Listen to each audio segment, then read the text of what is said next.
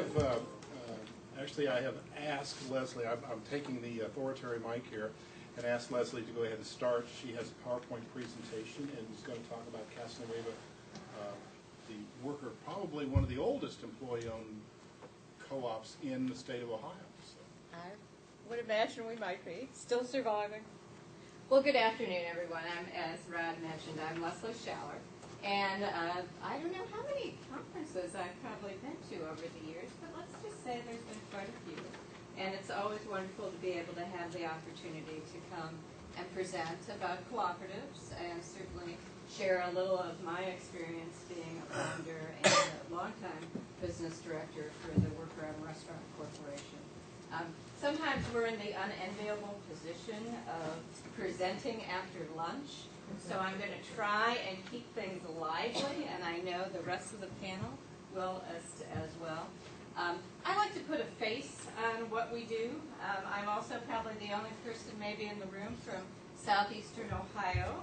I did my quick 3-hour and 15-minute drag race up here to get lunch, so I'm pretty excited. Not only do I get to present, but I got a free lunch as well.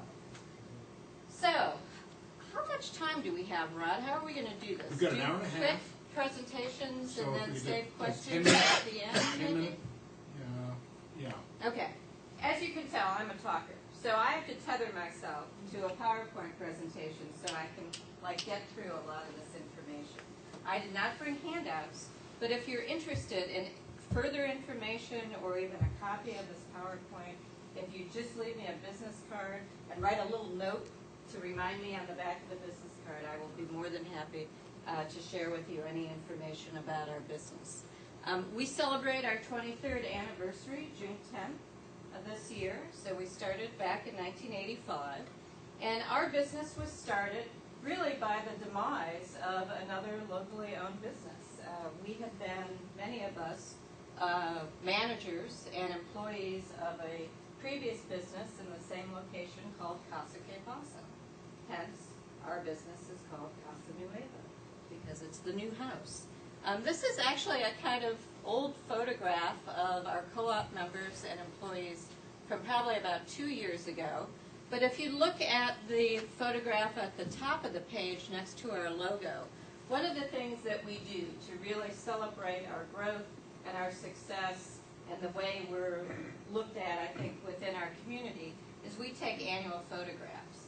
So if you ever come to Casanueva, I'm sort of the Where's Waldo of the picture wall, because you can just see me get older and fatter and grayer. And then in the late 80s, early 90s, there's a lot of bad perms, too, that we don't like to discuss. But as I mentioned earlier, we started in 1985. At that point in time, we organized as a C corporation, because that was most appropriate to the legal structure. We designated through our bylaws that we were a worker-owned business, and it really took us probably many months from the startup phase before we opened our doors through the first 6 to 9 months to totally complete our bylaws, agree upon all our governance, financial, and human resource policies, hey John, within that first year of business. We started out with a staff of 20 worker owners, and now pretty much I would say in the last couple of years, after a pretty large expansion in 2004, we hover between 60, maybe even some months we're up to 70 employees of the corporation. Up until 2001, everyone who worked came into the corporation as an employee. Also, were on a worker-owner track. But as the business has expanded, the needs for staffing has grown. We actually started to hire employees back in 2001. So there's our mission statement. I assume everyone can hear me. I'm pretty loud, and we're in a pretty small room. For the recording. Are they taping? Okay, so, well, hopefully I'm loud enough for that as well.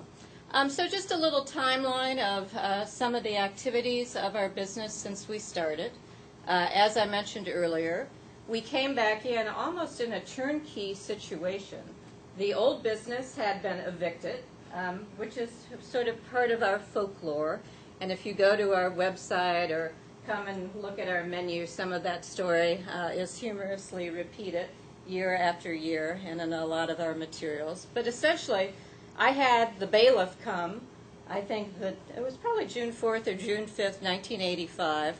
We had customers eating breakfast, and I just had to turn all the keys over. They locked the doors. People took their plates and their cups of coffee out on the sidewalk and continued to eat breakfast. Everything was still in the restaurant, tables, chairs, equipment, food in the walk-in coolers.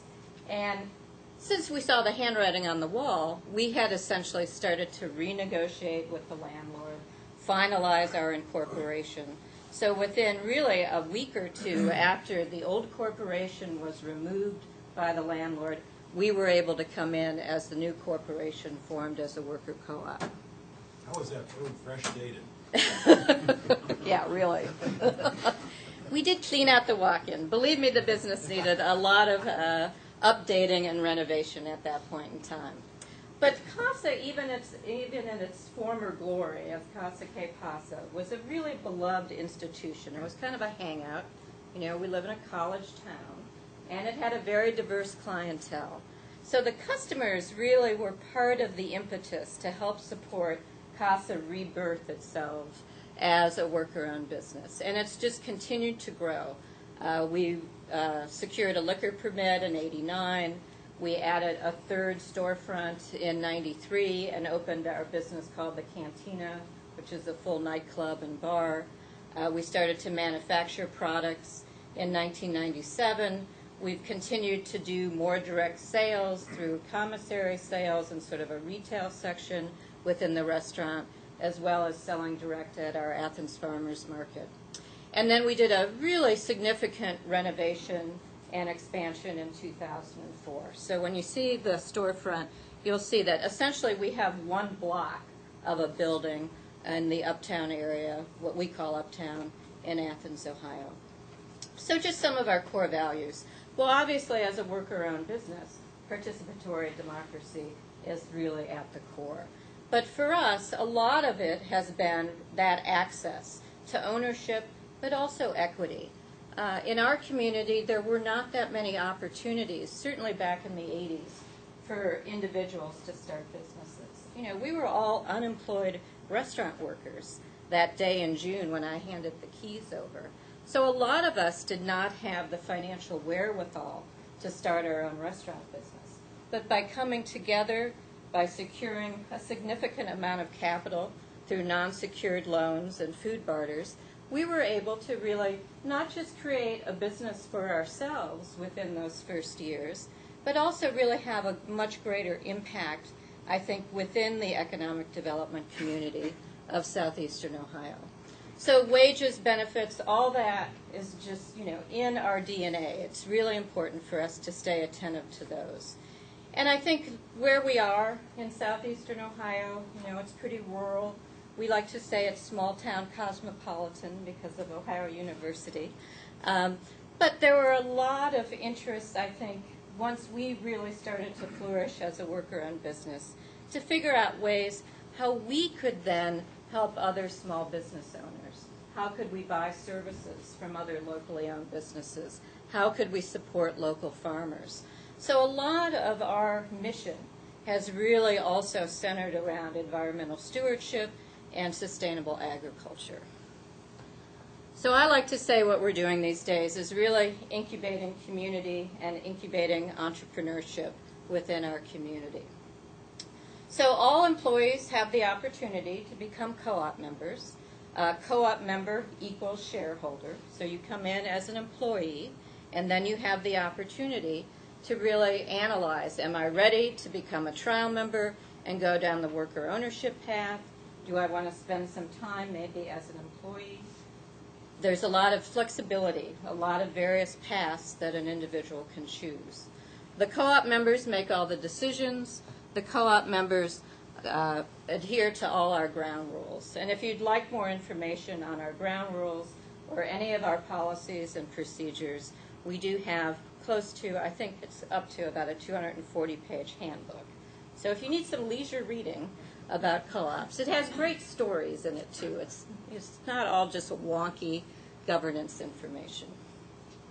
because worker ownership has always been so powerful for us in terms of growing our business, engaging ourselves as worker owners, even though we now have employees since 2001, we try and emulate that model. So it's still open book management. There's access for all, and unfortunately I sometimes say, I don't know why we choose this, but we call, just like Walmart, our employees associates. So all our associates can participate in committees. They can join any sort of ad hoc project group that might be engaged in the business at any point in time. And we also want to have them participate in other meetings as well. So they can come to member meetings. They're certainly encouraged to come to our weekly board meetings, come to our weekly coordinator team meetings, which is our management team. Our annual meeting is every May. We elect a 7-member board of directors, and then that board elects their executive officers. Right now, there's a coordinator team or a manager team of 12 individuals. And to become a board member or to become a coordinator, you must be a worker owner. So essentially, there's a selection process. You're selected as an employee. You have the opportunity to nominate yourself and be elected to become a worker owner. Once a worker owner, you have the opportunity to become part of the board of directors and run in an annual election. As a worker owner, you also have the opportunity to be selected by that board of directors and the membership to serve on the management team. I'm always trying to come up with sort of these non-hierarchical images, but, so here's my triangle. I don't know if it really gets it or not. So just some of the things that I think I've already run down. There's been a lot of conversation by phone in recent weeks about patronage dividend distributions and how some of our financial policies work, and I'm sure we might touch on that at some point today in our discussion. But since probably the late 80s, early 90s, we've always done a profit split where 60% is divided to all the worker owners who's worked in that given calendar year, and then 40% is applied to the collective account, and that's retained by the corporation, and would only be dispersed or divided if we sold the corporation. Most of our patronage dividends, and we have had patronage dividends, we've shown a profit every year, even year one, since we've been operational. Then we pay out a certain percentage of that, typically 20%. So when people file their income tax, just as I did the other day, you put your little patronage dividend amount in as well. And we're very fair. In fact, we create the most arcane formulas imaginable to disperse profits and to formulate our wage differentials. But essentially for us, 1 hour equals tenure. So I might be a part-time worker. Maybe I've been full-time. I'm on maternity leave. I want to work a little bit less. Well, in our business, we have a lot of flexibility. I might work for years, part-time, finish school. My kids are in school now. I'm ready to go full-time. So hours worked is much more important for us, and how you accumulate your hours since you've begun as a worker owner is pretty much how we make decisions about pay differentials and profit dividends. So I think I've gone through this. Right now our member fee is $1,500. Most people pay it through a patronage or through a payroll deduction. This is actually a little bit out of date. We've had really unsuspected tremendous growth in the last 6 months. We're doing about 15% growth since last October and November. We're sort of stymied by it. We're delighted. But because we divide all the tips, everyone has both a base wage and a tip wage. And I would say right now, given the volume of business we're doing, starting wage, even for employees, is probably about averaging between $10 to $10.50 an hour. Okay, this is some of the stuff in terms of our environmental stewardship.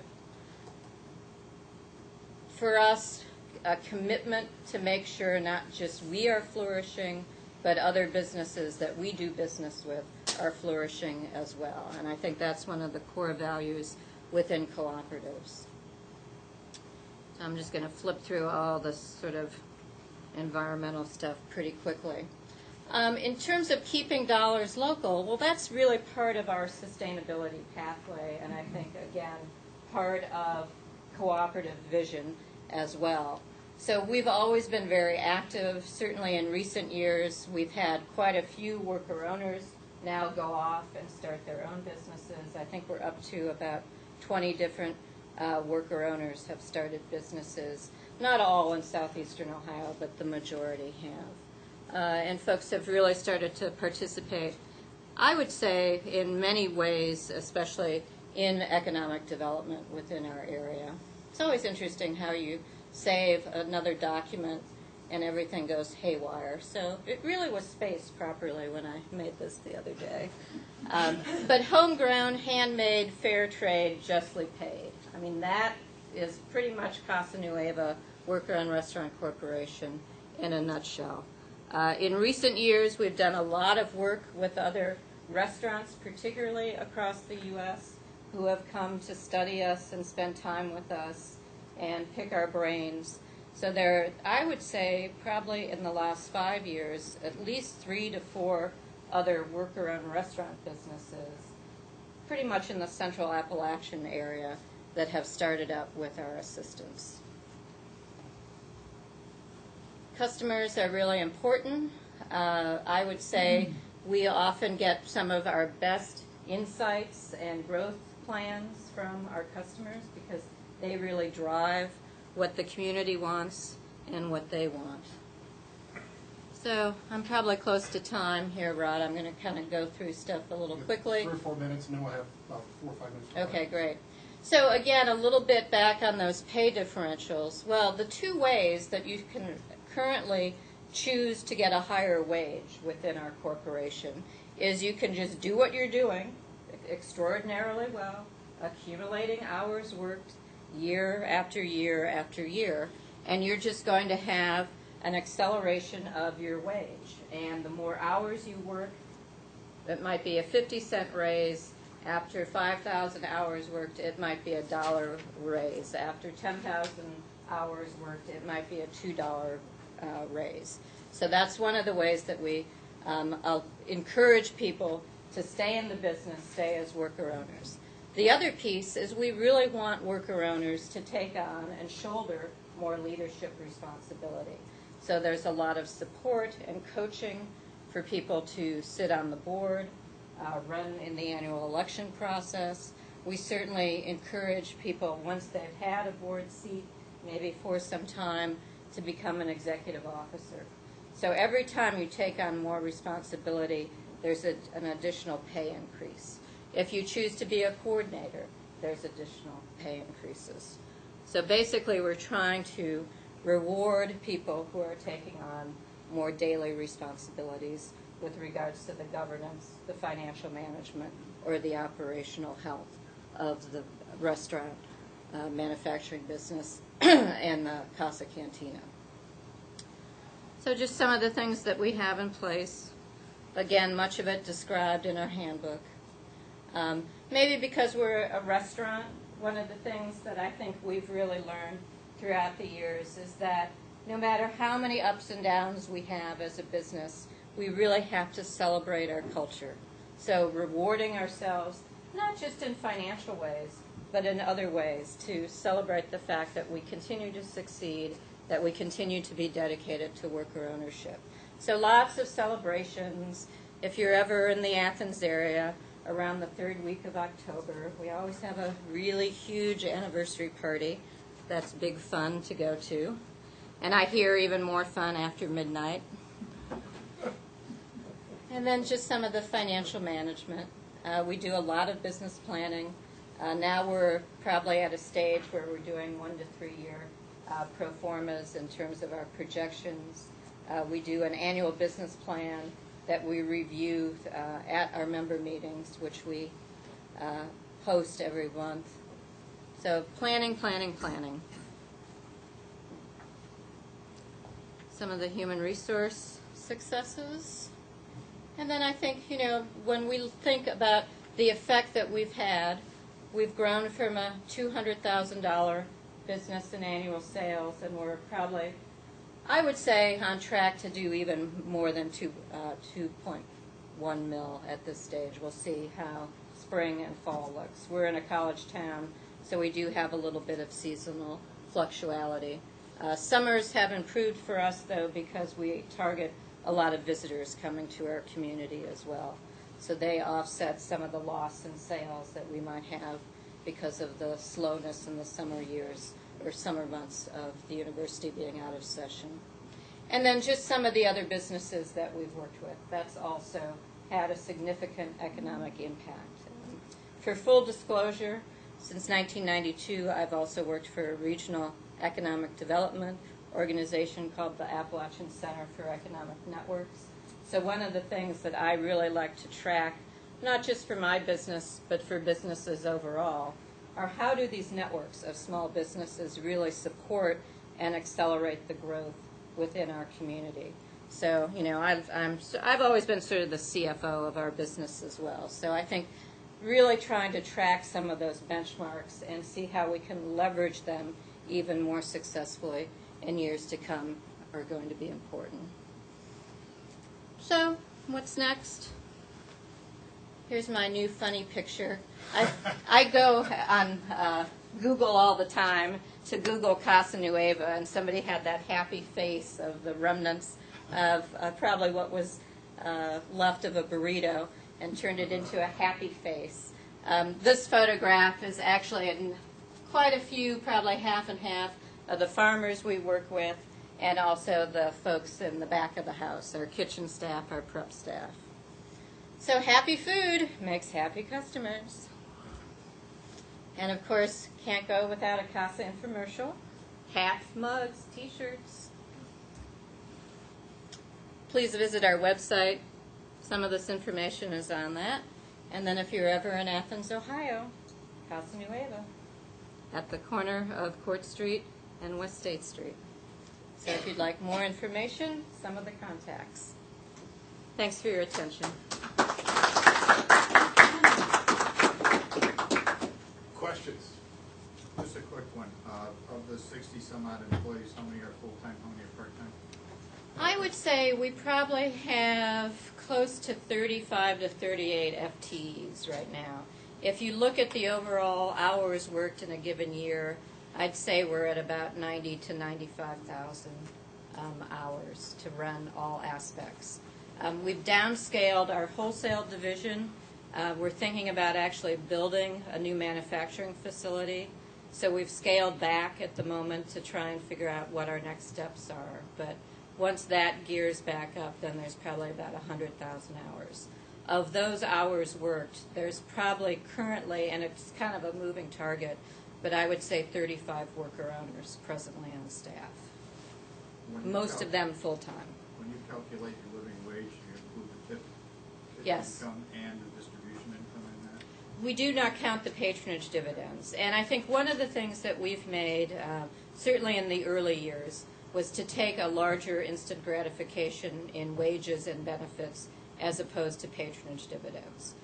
We just went through a 3-day retreat this past March, and we really we spent one day just focused on our balance sheet and talking about issues of equity and how we want to leverage the next couple of years' worth of growth or change within our corporation.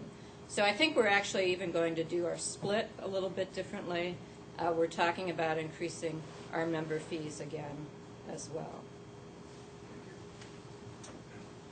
Two more questions. Go ahead.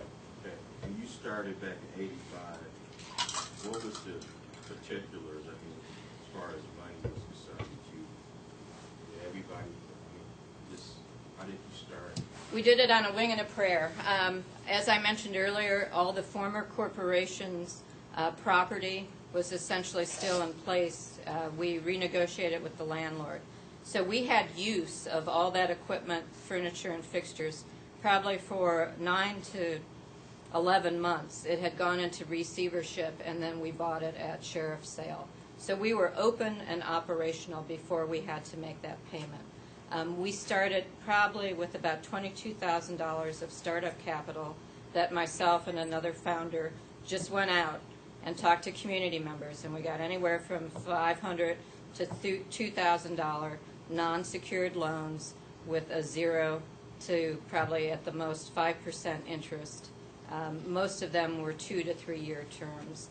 And then we did go to our local bank, and after much discussion, they decided to take a risk and support a worker-owned business, and we were the first in our community, so it was a novelty in many ways, and they gave us a $3,000 loan. Now,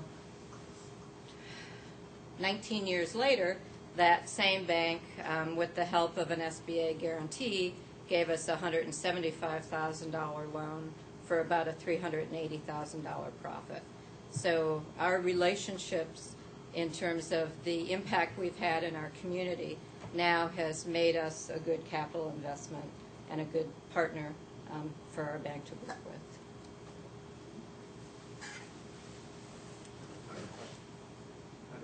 I just wanted to compliment you because I've spent my life in sales along with politics and economic development. And I love the way that you've become totally vertically integrated, how you've reached out to the people that actually grow the food, how you have the manufacturing segment. I mean, you've covered all the bases. You're reaching out to all the other businesses in the area. You're encouraging people to, as opposed to making them sign a non-compete type contract.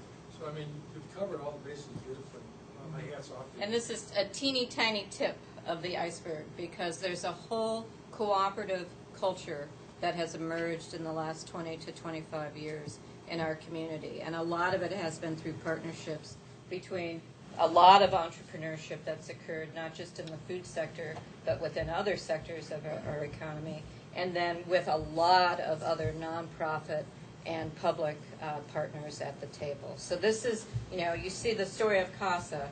This is just one little microcosm and a whole movement. So come to Athens, Ohio. Come to southeastern Ohio. John, you're my fourth question. What? Okay. It's hard to turn you down, John. How many of the 16 or 18 businesses that were set up by CASA employees, how many of those have been co-ops? None have been co-ops. None. And that is the irony. One of our biggest businesses, Bob O'Neill, who had been a worker owner for 18 years, and his partner, Christine Hughes, who had been a worker owner and a food manager probably for about 6 or 7. They've been expanding the Village Bakery. They started out in one small location.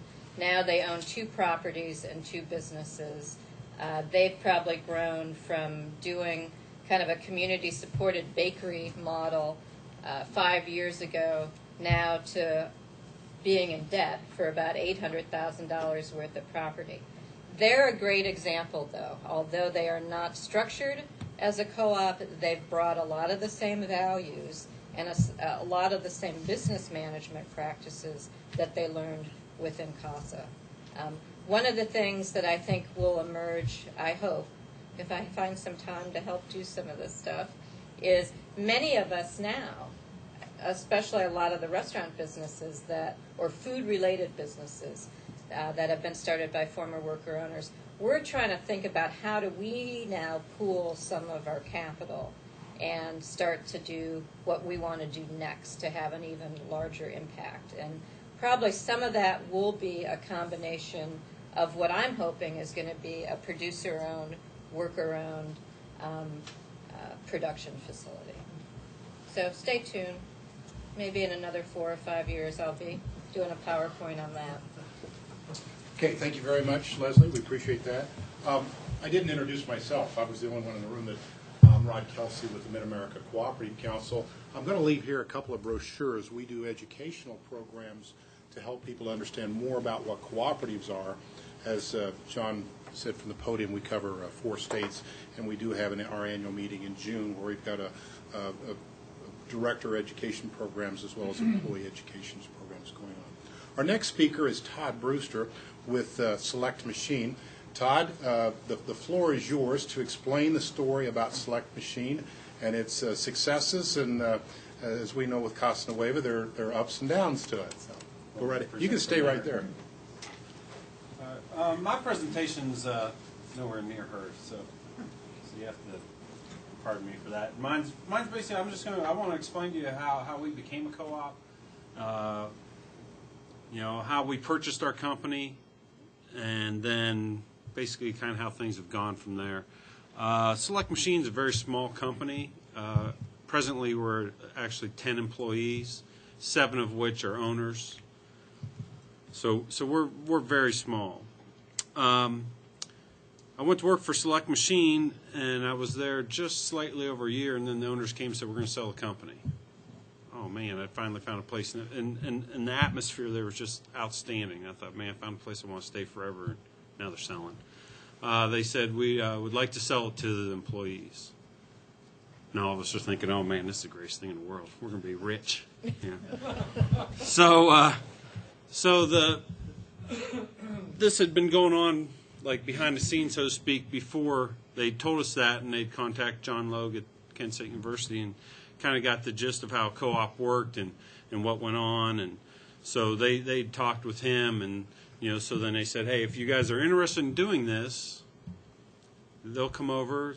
The Ohio Employment Ownership Center will come over, discuss with you how this works. So the 2 partners that originally owned the company said yes, they're definitely interested in how this works. So John Logue and his staff came over, and we all sat down at the conference table in our small office, and basically the 2 original partners went and left the office and let John explain to us how co-op works, and basically for John to get the feel of, are you people interested in doing this? Because the owners have said that you're like one big happy family here, and everybody here wants to work towards the same goal, and we get that a lot. But what's the outtake on that? And all of us said, well, that's how it is. We do anything for one another. We're not really as much as a company as a family. Cookouts together, travel together. It was a unique situation. And I think John was actually extremely surprised by our answers. He says, man, I can't believe this is exactly what they said. And it's not normally like this, So he says, I think this is a good fit. So from there, from saying, okay, yeah, we're all interested in doing this, and discuss the sale, how it all would work. The next step was to get a feasibility study, which there's grants out there to pay for a feasibility study because it is fairly expensive, So John lined us all up on that, and we did a feasibility study. All the information from the feasibility study came back very positive. I believe one reason why our company, the feasibility was so positive, was our company had 0 debt. The 2 previous owners, their belief was, if you can't afford to pay cash for it, you don't buy it. That's not really today's business structure, but that was their theory. If it meant buying an older machine and piecing it together for a while, that's what they did. So when we went into this thing, Select Machine had 0 debt. They owed no one nothing. So that's what made it a lot more acceptable to a lot of people who were going to be involved. Was they don't owe anybody anything. Everything they have here, they own. It's theirs. So feasibility study came back real well. Everybody was on go. So now it was time to find funding. Funding for our company was pretty easy. The funding came through Ohio Employee Ownership Center has a revolving loan fund. We applied for a percentage of the money from them, and then we applied for a percentage of the balance of the money from a local bank. None of them had any issues on that. The money was there within weeks. The 2 previous owners did have to sign the responsibility factors for those loans because the co-op basically had nothing at that point. The initial purchase was for 40% of the stock. So, the bank wants to say, okay, now who's going to be responsible when this thing goes belly up? And so the 2 previous owners said, hey, we'll sign for that. And they were also members of the co-op, so it wasn't an issue of, hey, they're walking away and they're going to be responsible if the thing goes south. So once we got all that lined up, we'd contacted Mark Stewart, and He set up all the legal aspects of our co-op for us. He came, presented them to us. Can't say enough about John Logue and Mark Stewart as far as what they've done for us. Very, very intelligent people, and if they do not have the answer in front of them, they will find you the answer, and they'll find you the correct answer. Mark Stewart had come down, met with us, brought all the paperwork. We all signed it, had a big hoorah there. John was there. Just like that, we're co-op. None of us still at that point, I mean, it was all explained to us, and we all knew what a co-op was in theory and all this, but it was still the same business as usual, you know. I mean, Now you had to run it. that's right. We all left that day, went home, come back the next day, and did the same thing we've been doing for the past however many years, you know. So I mean, nothing had really changed. The structure of the company had not changed. The two previous owners were still managing the company. Us as employees were out there just working as normal. So I mean, it was all still the same, even though there had been all this parade affair about, man, you guys are a co-op. Okay. So as things progressed, all of a sudden, one of the previous owners had an opportunity to leave the company to go work for actually a customer of ours. We weren't certain what was going to transpire there, so he ended up leaving. So then he was no longer a co-op member, so we dropped by one co-op member. He still is an owner of the company and still is today. Everything was on good terms and all that. It's not like we were forcing him out the door. So now the transitional period of, okay, now you guys need to start taking over this co-op. So with one of the original owners out, that kind of opened the door. My role changed significantly. I went from working on the floor into the office, went from running a machine, just having to deal with that machine, to dealing with customers, vendors, human resources, insurance. Like I say, we're very small, so each individual plays a big role in our company, and you have to work together as a team or it's never going to work. Once we reached our 1-year anniversary, of which I guess I should have told you we've only been a co-op now. We're in our 3rd year as a co-op, so opposed to Casanueva, we're probably one of the newest, if not the newest co-op in Ohio, and they're the oldest or one of the oldest. Once we approached our 1-year anniversary, we had already paid back our loan to OEOC. So then we said, hey, we need to buy more. So we bought an additional 9%, so now we're actually 49% co-op owned. And I'd say within the next 2 years at most, we're planning on buying the other 51% and we'll be 100% co-op owned. How things have gone since we've become a co-op, there's a big learning curve for everyone. They believe they're an owner, so they think, man, I'm an owner, I can do what I want. Well, it really doesn't work that way at all. You know, I mean, the structure's still the same. You have, at our company, we don't have bosses, so to speak. We're all mature adults. We know what needs to be done. You know, you do your job and nobody's going to say anything to you. And usually, even if you don't do your job, nobody's going to say anything to you. Because we just all know, you know, when we show up, this is what has to be done for us to stay successful. We do have managers, so to speak, which I'm one of those, but we have no bosses. As far as responsibilities, they've been pretty much delegated out to everyone, you know, and certain people have certain capacities and certain don't. And so when you become a co-op, you got to realize that and know that. So, I mean, and not be afraid to hurt someone's feelings, so to speak, because, hey, not everybody can be the manager. Not everybody, you know, can run a mill. Not everybody can run a lathe. So you really have to disperse the responsibility according to what someone's ability is. And that's something that I feel is very, very important to be successful as a co-op. Because a lot of people become, you know, a member of the co-op and an owner, and they feel, well, I'm an owner, I can make the decisions. You know, well, that's not the case. It's pretty difficult for someone to make financial decisions when all they do is run a machine. I shouldn't say all they do is run a machine, because if they weren't running machines, we wouldn't be in business. But they run a machine out there, so they don't know what the cash flow in, cash flow out is. So they really can't make a financial decision. So the people within the office have to present to them, here's the deal and here's what we need to do. So I think that is very, very key in making the co-op work and continue. The other big key to keeping a co-op working and keeping a co-op together is unselfishness. A lot of people feel, hey, if I'm an owner, I'll be able to do this, I'll be able to do that.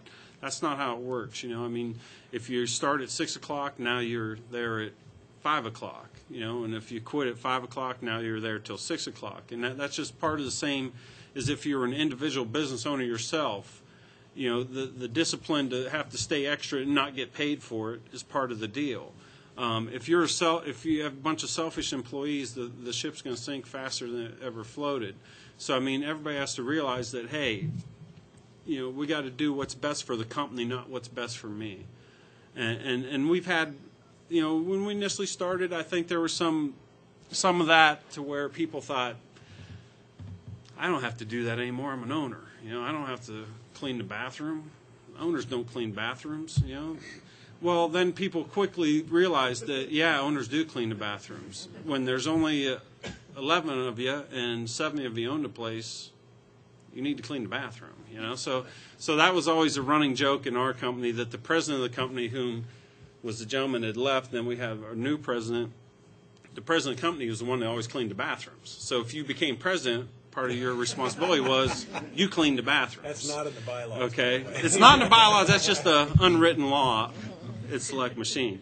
So you quickly got to realize that in a small co-op like that, our structure is nowhere near theirs because of us being much smaller and a much, I consider, more simplistic business than theirs. We used to be simple. Well, we've had some meetings with John, and John was astonished by our simplicity. How do you guys make that work? I don't know, but it does. So I mean, the everybody taking care of everybody is the big key there. And as Marco explained more, the difference between ESOP and co-op, that'll explain to you. But as far as the co-op goes, I mean, we're glad we've done it. I'd do it again tomorrow. The one thing, if you're going into the co-op, I think you have to really look at the people you're going to go into the co-op with. Those are your business partners. Don't go into it just because you think, well, man, we become a co-op, we're going to have all this and that, and you're going to be part owner, you're going to be making decisions, and everything's going to be prosperous, and you're having no worries, because that's not going to happen. Not to mention, pick your partners. I mean, if you work with people that you don't want to be a business partner with, you don't want to be going into a co-op with them, because that's all you're doing basically is they're your business partners. If you don't trust them, don't believe in them, don't think that they're going to be doing what's right, don't go into business with them. I mean, as good as we can sit up here and make everything sound about a co-op, the trust factor is probably the biggest factor there. There's not a individual, and even the ones that aren't in the co-op, that we don't trust fully at Select Machine. Everybody has a key. Come and go as you please. I mean, if you need to come in here on Sunday for something, you come in here. I had a key to the place before I even was a co-op member or even owned it. I mean, that's how our owner's philosophy has always been. I think to be successful as a co-op, you have to do things together as individuals. Us as a co-op, we all went on a cruise last year. Company foot the bill for the whole cruise, airline tickets, everything down there, and we all went. Everybody that, and members and non-members, I mean, everybody there went on the cruise together, so it was like a big family vacation together. We'll have cookouts together every single Friday, and John can attest to this. We supply lunch to everybody there. Sometimes it's cooking steaks on the grill out back, sometimes it's pizza. And so those little things like that, if you want to be, in my opinion, a successful co-op, you need to keep that family knit thing together. And not that it necessarily works for everyone, but it's worked for us. And once again, like I said, without Dr. John Logan and without Attorney Mark Stewart, it would not have been possible for us. So, I mean, if you're really interested in it, those are the individuals to talk to. And I think it can work for a lot of different companies. Thank you. 2 quick questions. In terms of the transitional period, the former owners obviously had their own relationships with respect to their major accounts. What have you done to develop your own relationships and also to diversify yourself in terms of your sales mix, and also to be able to be flexible enough, because the world is truly a global economy and the marketplace is constantly shifting, so that you have that flexibility to jump on the next hottest market. Okay, with us, we're a general machine shop. So basically, a customer comes to us and says, "Hey, we don't make our own product line or anything." So they send us a print, we look at it. Yep, we'll make it. This is how much we charge it. So as long as we have customers, then we're good. As far as the transition of the relationship between the customers and the original two owners, when I had moved into the office, I was given the responsibility of a couple of the customers, smaller customers, as far as the percentage of our income that we derived.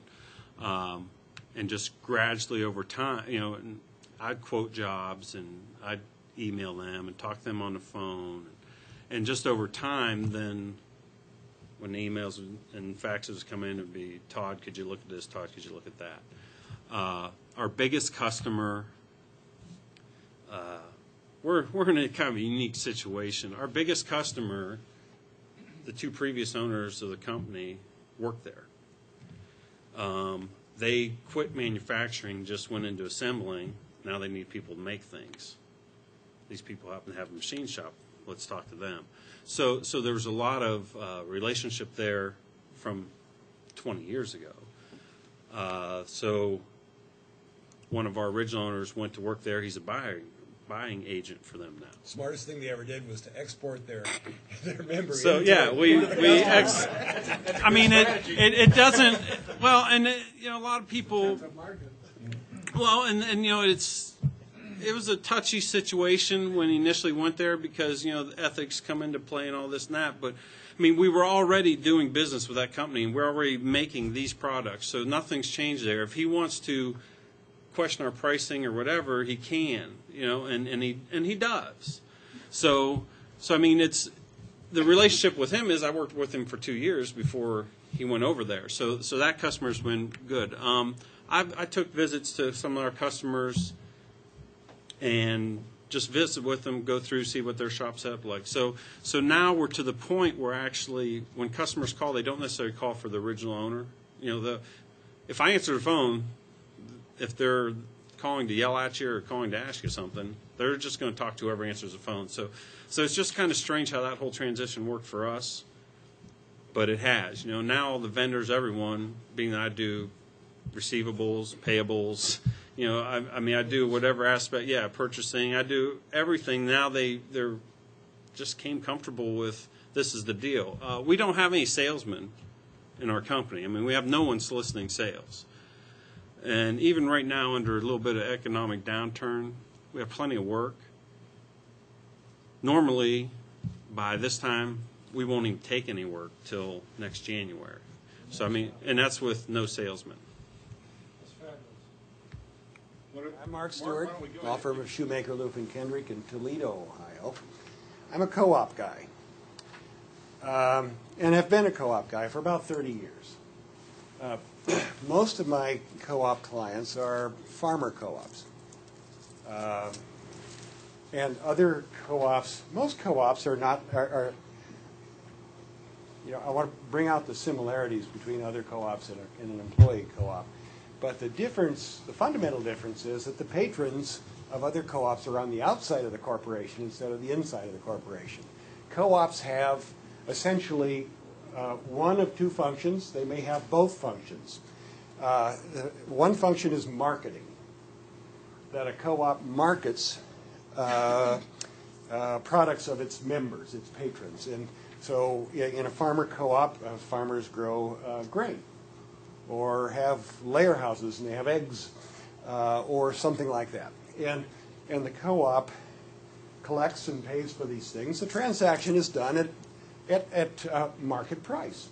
Whatever the commercial rate is, the transaction takes place on that basis.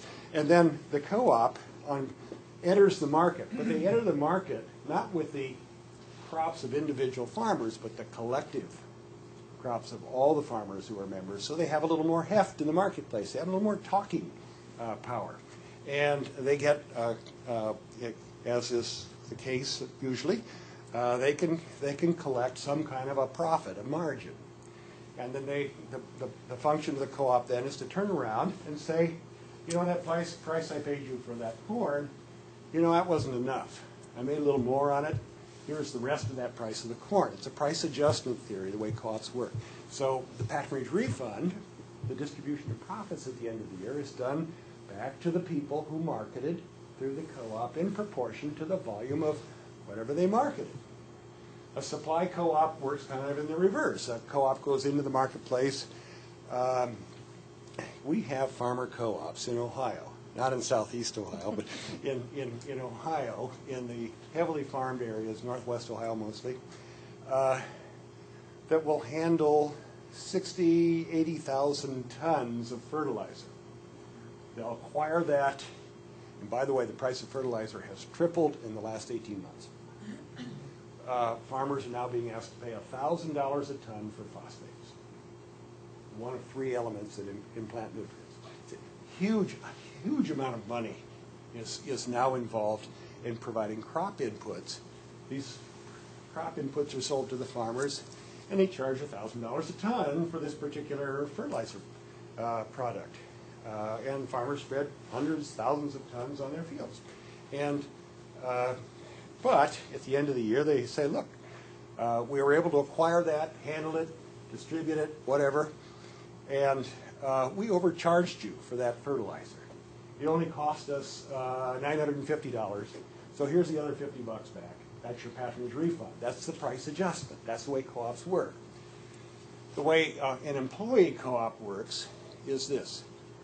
The employees are producers, just like farmers. They produce labor. They produce work.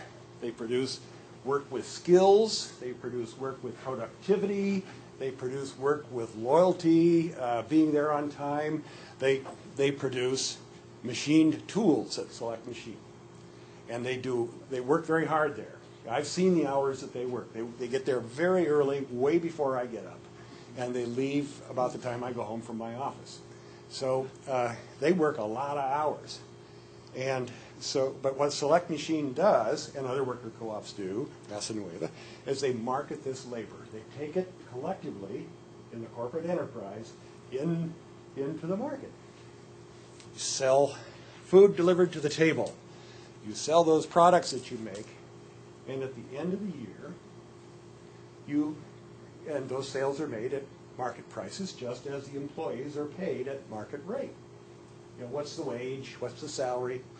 And if the company is well run, you have a profit at the end of the year, and the profit belongs to those workers because they're the ones who were marketing their labor. So you go back and say, here's your share of the profits. And that was the eye-opener, I think, for the guys at Select Machine, because they make pretty decent profits on their work.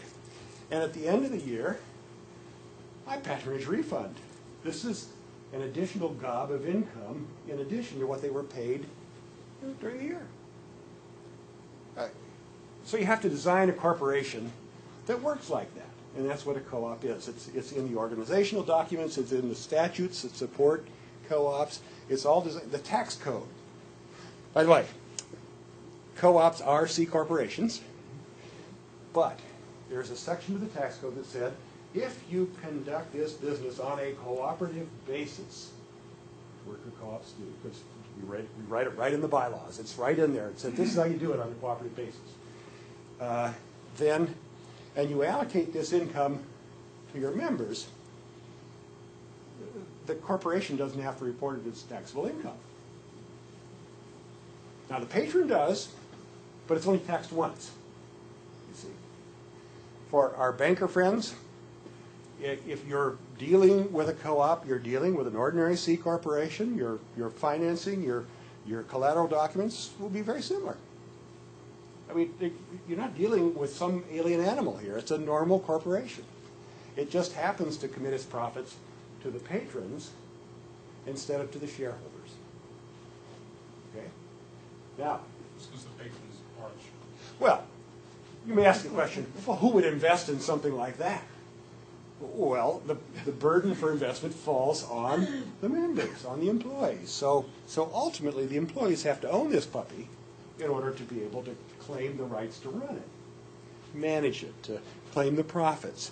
And so when we set up, if it's a co-op buyout, such as a select machine situation, business succession, what we normally would say is, okay, and this is where the similarities ESOP financing come in.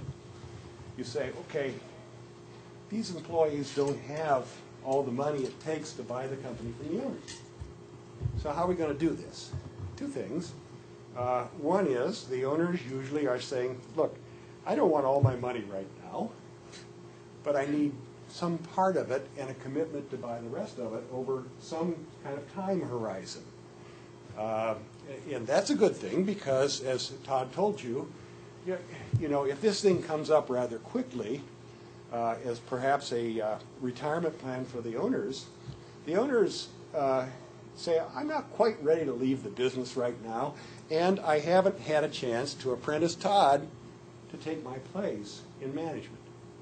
So you have a period of time over which this purchase is accomplished, during which there is this transfer of management expertise. Now, I can't write that into legal documents. That's something that the business, the company, has to work out. How are we going to transition from the owners running the place to, is there leadership emerging from the employees? Are the employees going to accept the fact that even though we're all owner employees, somebody's got to make decisions and other people have to abide by those decisions? So there has to be some kind of a business management plan accompanying this. The way we accomplish this from a strictly legal standpoint is, in that case, the succession.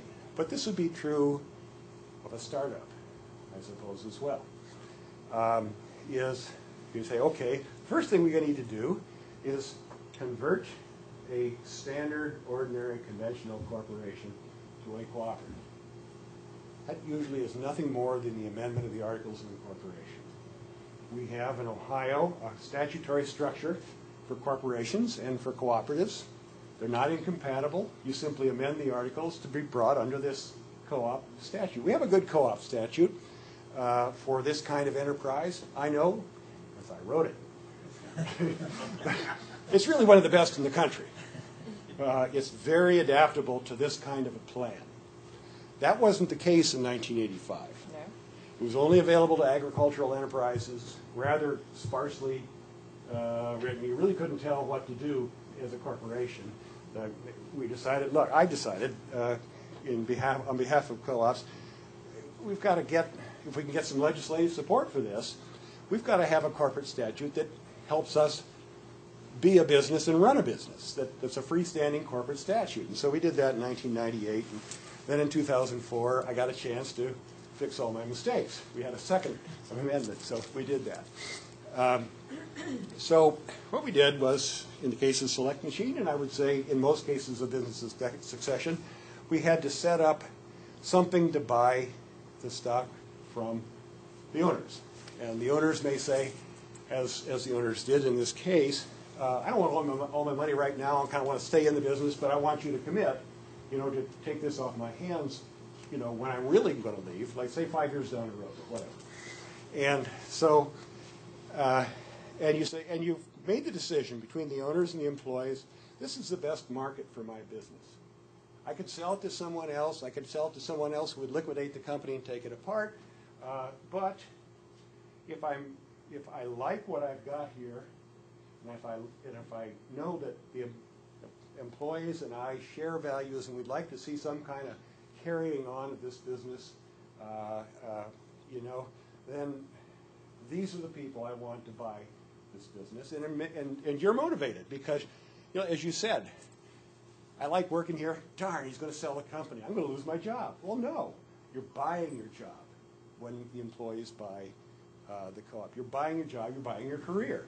Now, you can screw it up just like any other business, but that's the opportunity. When I went to meet with the Select Machine employees, I had people whispering in my ear, this is a sweet deal. these people had decided these were the right buyer and seller. Okay? I didn't set the price. They got appraisals. They set the price. And they said, okay, how do we do this? Well, we said the co-op needs to buy the stock from the owner. Who's going to pay for that? Where are we going to get the cash for that? We don't have the cash. So we got to finance it. Does this sound like an ESOP deal? Very much like it. Yeah. We have to, so how do we finance that? The employees, we turn around and say, the employees, look, if you want to be truly co-op employees, you've got to own it.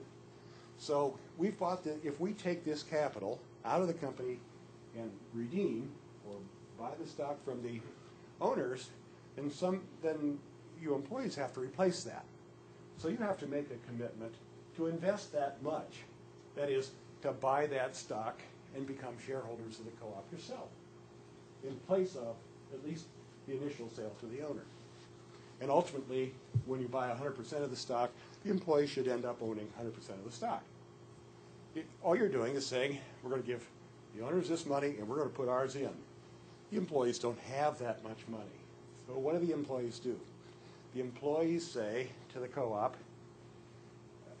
if we're going to be owners, we're going to receive patronage refunds from this co-op. We know the co-op has a good cash flow. We know the co-op has a good earnings history, and we intend to make it continue that.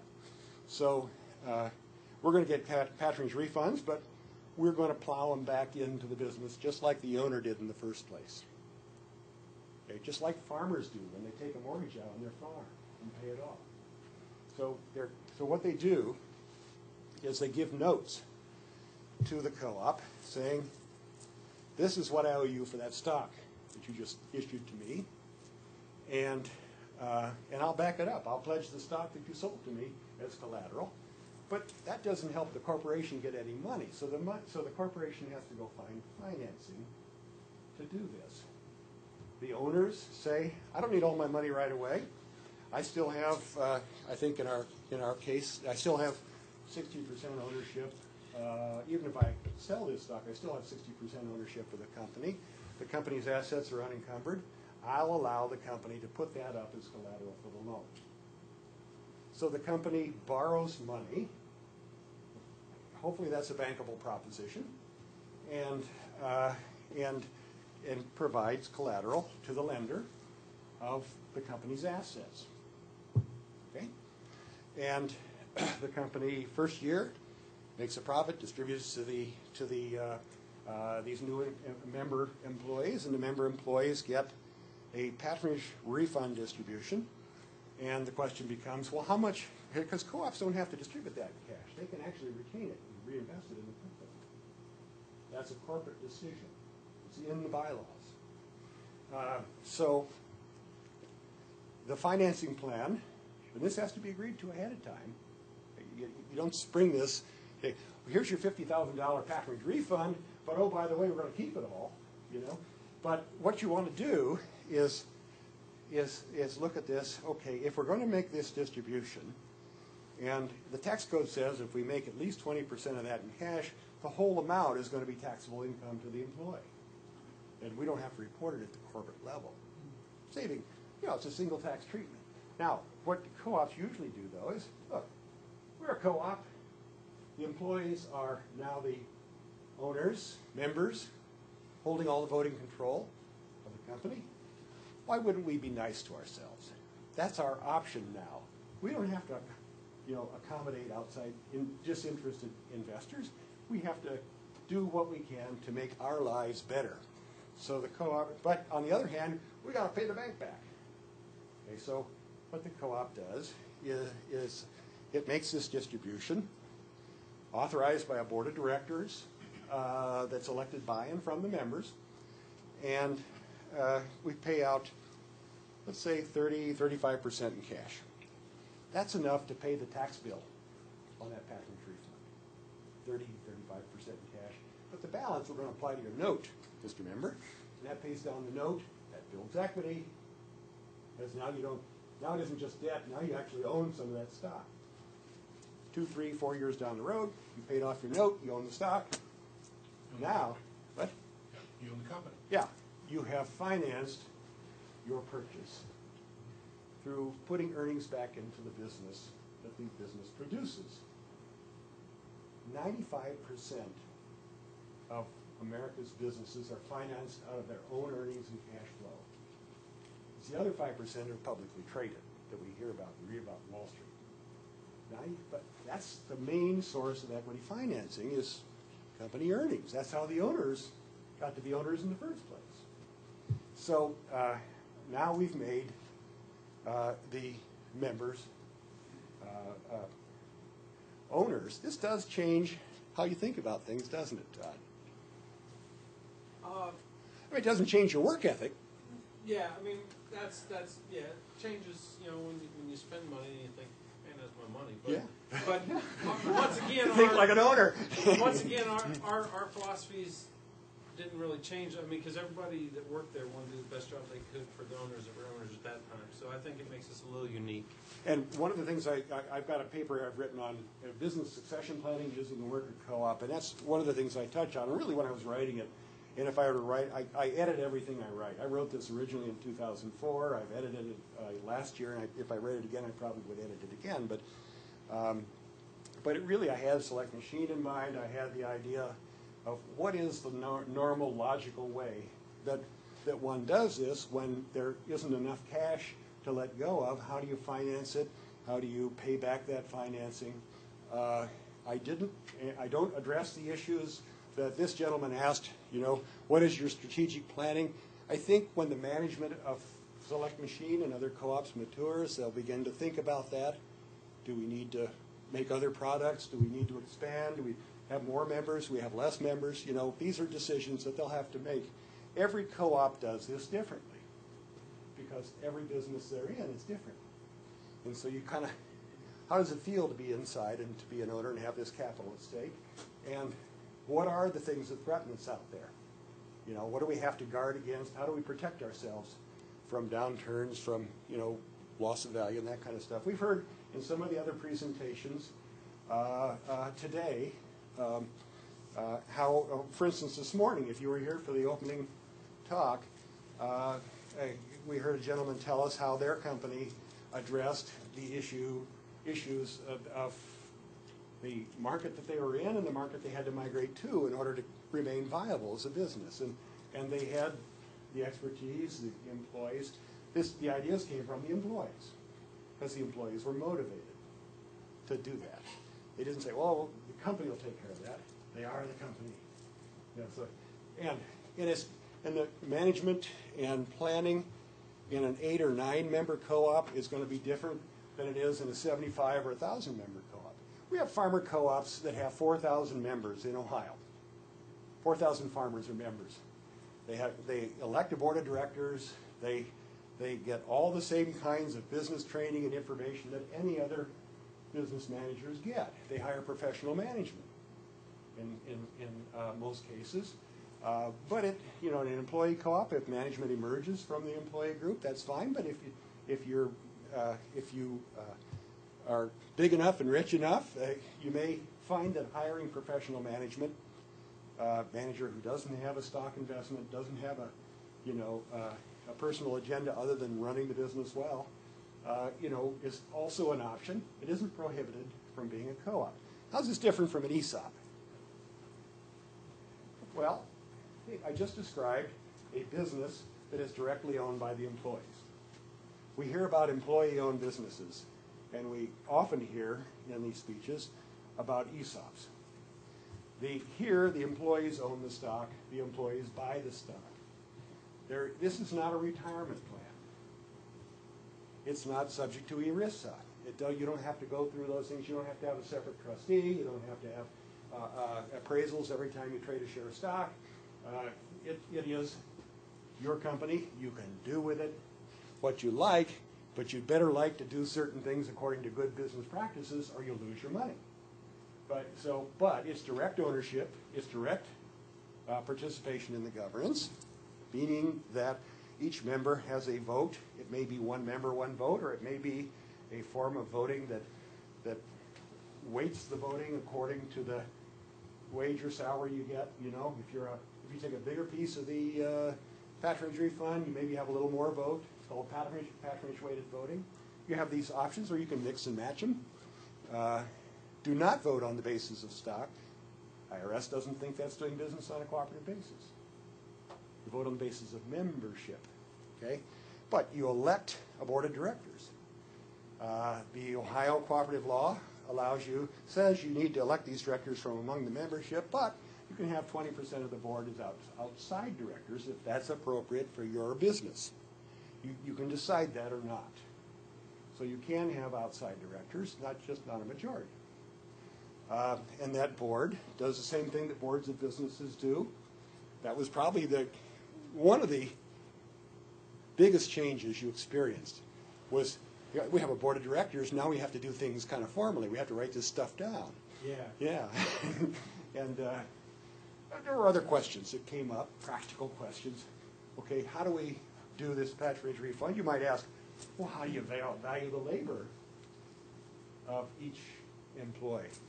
Well, I think it's different in each business. The IRS says, look, it has to be a true market value of the labor or something like that. We measure a patronage refund for the farmer on the volume of corn he brought in. So how do you measure the value of labor? That's not an easy question. It can be your W-2 wages, which is one indication of the market value of your labor. It can be a formula that includes things like expertise, responsibility, management responsibility can be a factor. The IRS isn't crazy about this, but some businesses can honestly say seniority means something. The length of service, at least up to a certain point, let's say 10 years, can mean something in terms of the value of labor because we believe there's a collective judgment and skill and experience that makes that person more productive or something like that. But some co-ops just say, look, we pay everybody the same wage and that's how we measure it. But why do we need to do that? Because it determines what share of the profits of the net margins you get at the end of the year. Now,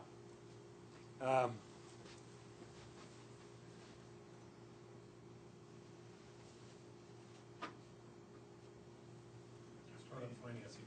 Are there any questions on startup financing? One thing I wanted to address the union guys is and you told me a little bit about the environment that you're looking at, and you're just kind of exploring, is this a way to do this? What an employee co-op would probably need to do is actually acquire those grocery stores. You'd have to find financing for that, and then you'd have to manage them. This wouldn't be something that you would do within, say, some other existing corporate structure.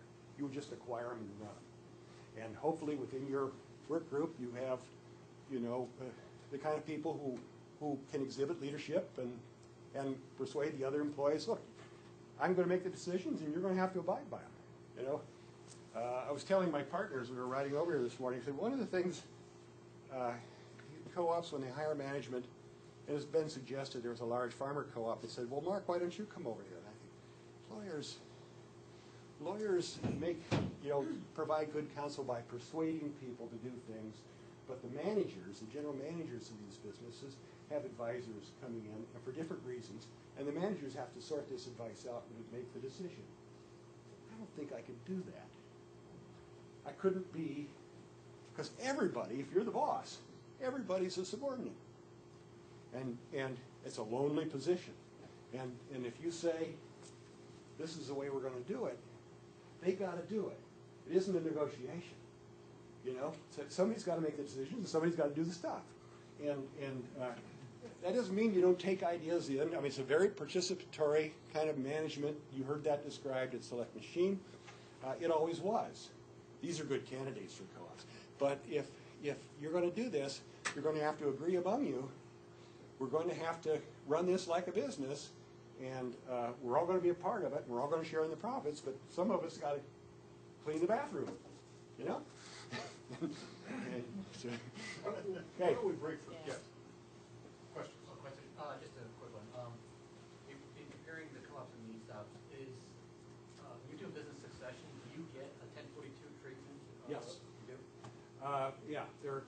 The definition of a worker co-op in Section 1042 is a little, in my mind, in the basis of my experience in dealing with Subchapter T of the Code, which is the main defining aspect of a co-op is it's an odd. It's an odd description, but we figured out how to structure some things you have to keep in mind in business succession. To structure the corporation so that you meet those basic definitions of a worker co-op, and the owner sells at least 30%, same as to an ESOP, you can defer recognition of gain on the sale. The description of, you have to be cagey though about the way you do this. If an owner is going to sell this business, stock share by share, and do it on an installment basis and allow the rest of his assets to be put up for collateral, in other words, he's, to a certain extent, he's financing this transaction, except for the amount that they borrow from the bank to do the first slug or the second slug. You know, he's financing this. So, or she, or they, who's they in the case of Slick. How do we protect the owner so that the employees don't rape the company, you know, strip out all the cash, take it apart, whatever? You put things in the organizational document that we often consider in co-ops. For instance, yeah, you're going to make this patronage refund distribution. We want to make sure you pay those notes, so we're going to cap the cash portion of the patronage refund. You can pay no more. It'll be in the bylaws, and they can't amend the bylaws without the owner's consent. You're not going to pay any more in patronage refund than, say, 30%. So you know that some large portion of this earnings, and the banker's going to want to know this. They're going to want to know, have you blocked off the exits for cash other than paying down that note? Because the owner wants to know that too. You share an interest there. You're going to say, look, you're not going to redeem any stock. What is the 70% that the co-op keeps? We call it capital credits. It's an allocated equity interest, just not quite like stock. So we say the co-op has the option of redeeming that at any time, unless you say not. You're not going to redeem any of those capital credits until you've got this owner paid off. See, sometimes loan covenants in bank loans for banks who are accustomed to loaning to co-ops will have loan covenants like that. They'll say, you know, we want to make sure we guard the cash flow to make sure the loan gets paid. So we're going to limit your ability to pay out cash for other things. Now, if you want to do a big capital expenditure, buy a new machine instead of buying, as you normally do, your thrifty way, we want the right to approve that or, you know, agree to that. So we just don't want you stripping out the capital from the company. That's all. We just want to make sure that doesn't happen. So you make these kind of deals, the normal kind of deals you make with lenders, to give them enough, or the owners, to give them enough assurance that they'll ultimately get paid. Yeah. How is risk management handled when you have owners sitting on the board, as far as if anything should go wrong, do the board members take on a personal risk also? They have the same fiduciary responsibility that most board members have, except who do they owe it to? Right. They owe it to the members as patrons. Secondarily to the members as owners, but the first priority is to members as patrons, people who have a share of the profits. This morning I attended a session, it was on ESOP governance, or governance at ESOP. Some of the things they said are parallel to this, that the board, and that was one of the things that one of the employees raised in her presentation, was, you know, we're not comfortable as a board evaluating the CEO, because he's our boss. Get over it. Co-ops have been doing this for decades. You know, only in the case of the CEO of a farmer co-op, it's his customers who are evaluating it. In fact, we even in our director education program set up our promoting a process where the board sets their own standards. I think this is something that these two co-ops should see, and then they evaluate themselves. And some of these co-ops even ask for the manager to participate in that evaluation process. Yeah, the co-op community has generated ideas and standards to, you know, over the years to say, we have what appear to be institutional conflicts of interest here. They're just built into the structure. So how do we resolve these? Well, you resolve them because you resolve to resolve them. You say, look, we've got, if we're going to adopt certain kinds of business practices, we're going to have to agree. Simple things like, okay, who among us is going to decide what our work is worth? You know, what our allocation portion is going to be at the end of the year? Who among us is going to do that? Now, I'll try to get the group to agree to that ahead of time, and we'll put in the starting point in the bylaws, but that doesn't mean you can't change it as you go along. You may learn something about your business, and you say there's a different way to value our work. But how do you do that? And, you know, I am beginning to draft into my bylaws for farmer co-ops and for, you know, other kinds of co-ops that where the patrons are on, even on the outside, that you put in there, look, the board's going to have these committees. One of them might be a patronage governance committee. It's a committee that may be of members who aren't on the board or members who are on the board or a combination of the two, and we're going to trust them to make a decision about the way we split the profits and the way we value our work. Now, I'll have some advice for you. I've read some of the IRS decisions on this. The IRS has some of their own notions about this, and you want to know what those are because you want to make sure that the pat-free refund you pay isn't going to end up being taxable income to the corporation. Other questions?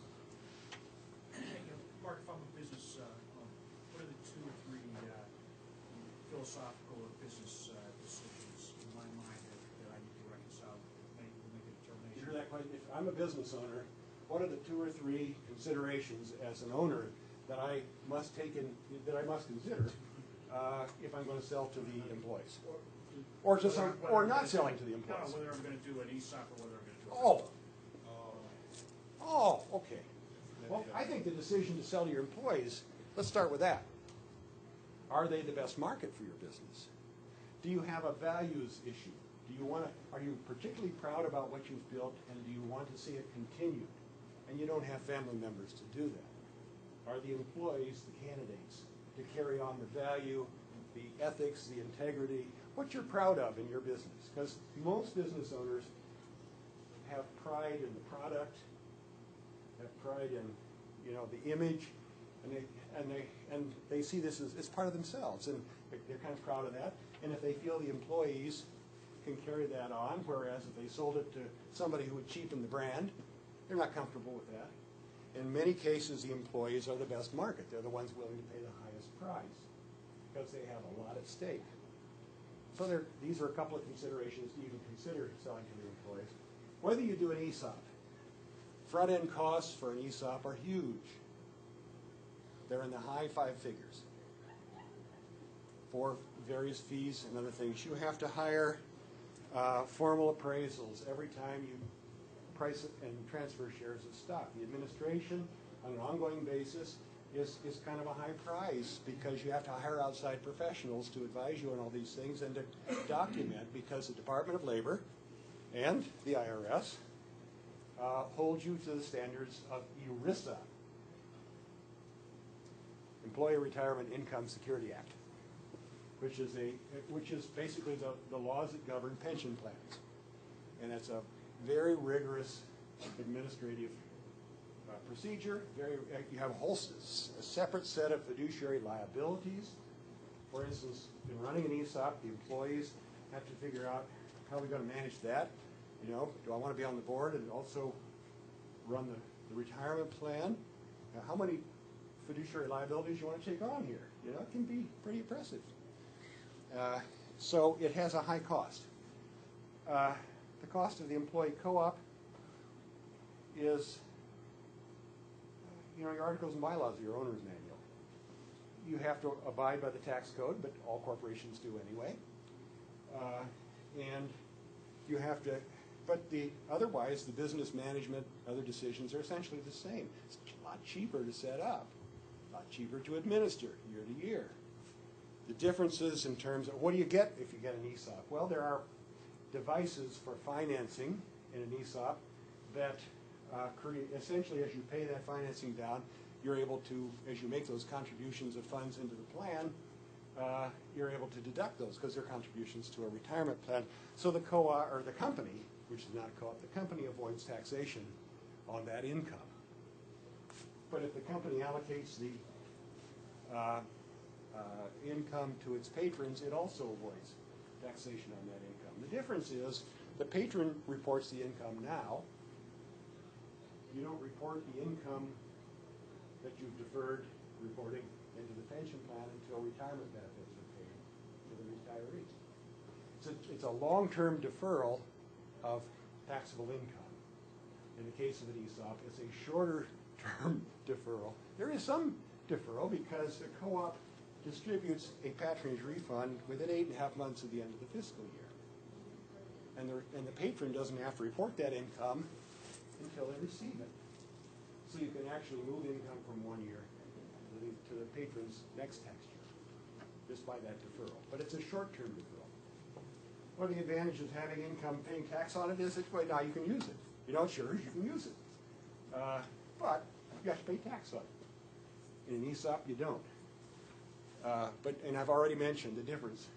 ESOP employee ownership is indirect. You don't really own the stock as an employee. In a co-op, you do. That doesn't mean you can't design the ESOP so that the governance comes back into the employee group, but it's more complicated. The other point that I would bring out, kind of in addition to Mark, is that as you heard each of these say, there's a family culture, there's an overall cultural difference within cooperatives because it's democratic control of an organization where they themselves determine how the payments are going to take place. Okay? And it's an overall family where sometimes some people in some positions may have to suck it up and say, you know, we're going to have to make this decision even though it may not be in your personal best interest. You know, so it's an overall family type of a culture and an environment, and they work there. Yeah, that's very true, but there are families and there are families. The family at Select Machine is a very small, close-knit family. The family of your employee group, if you bought these stores, it's going to be a much larger group. The way, the policies and other things are going to be less personal. You know, they're going to be more sort of institutional or bureaucratic. You'll have employment policies, maybe a handbook and other things that these guys probably wouldn't do because they're looking at each other eye to eye every day.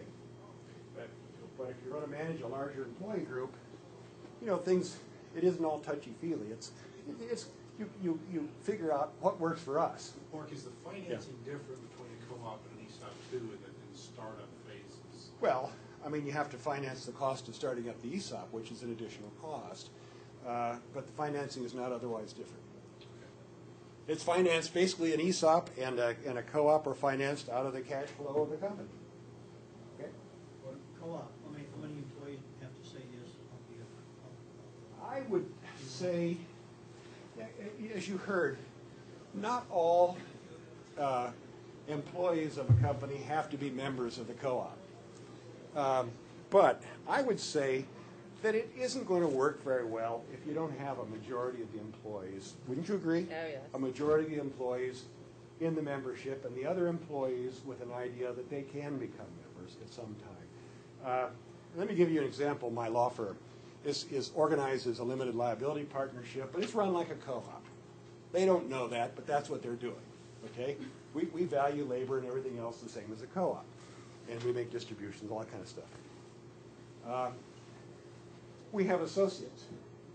We have some salaried attorneys. We have some attorneys who are of counsel because they don't fit into the notion of an equity partner. Just as you'll have in larger employee groups, you'll have some employees who just are never suitable for membership because maybe they're part-time, maybe they're short-term, maybe they're temps. And you may say, look, it's probably not very productive to build them into our governance and make them a part of this so-called family. So we'll have those employees, and then we'll never be, full-scale members. Now, Casa Nueva has decided, as a matter of that doesn't mean they aren't eligible to be, but that'll be a kind of a voluntary thing. And I think that was part of our challenge in our growth when we continued to needed more part-time people. It was, I think, very challenging for us to welcome everyone into the worker ownership family. And I try and stay away. Families are good, but not all families are happy. So for us, it's more putting cooperative culture in place through practice and through policy Mhm. and procedure. You're a work group. That creates that You know, collaborative culture. you don't sleep together, you know, you're a work group. And even though you're You go a family, home that to your doesn't separate mean you don't home. fight. Yeah, exactly. I mean, the best families in the country have spats. So, I mean, that still happens. That's normal. Yeah. But a certain amount of what I refer to as creative abrasion can be, add to ingenuity and innovation as well. Well, we So- heard this morning about idea generation from the employees. You weren't here for the keynote speech this morning. But to further elaborate on that Describing like a answer, mad Poor Rod. Okay, I'm not going to elaborate on that answer. I brought copies of an article I wrote for OEOC some years ago. As I say, I've been editing it. Valiant But job, it's as something, if usual. I want to tell somebody, look, you ought to consider this on your choice of entity list. Corporation, ESOP, partnership, limited liability company, whatever. Consider a co-op in the business succession thing. Here's the article. There are several copies here. You're welcome to them. So